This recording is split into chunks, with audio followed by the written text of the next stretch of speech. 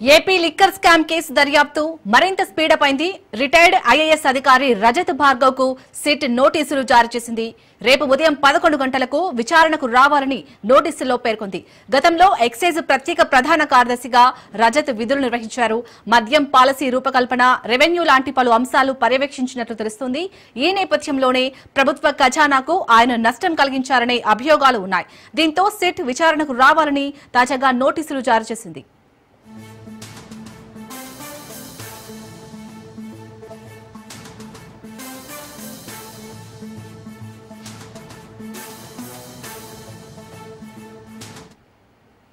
AP liquor scam case దర్యాప్తు మరింత speedup అయింది.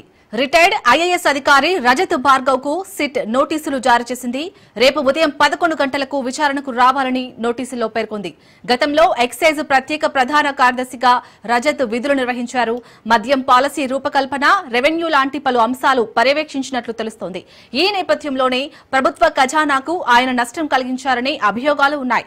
దీంతో సిట్ విచారణకు రావాలని తాజాగా నోటీసులు జారీ చేసింది.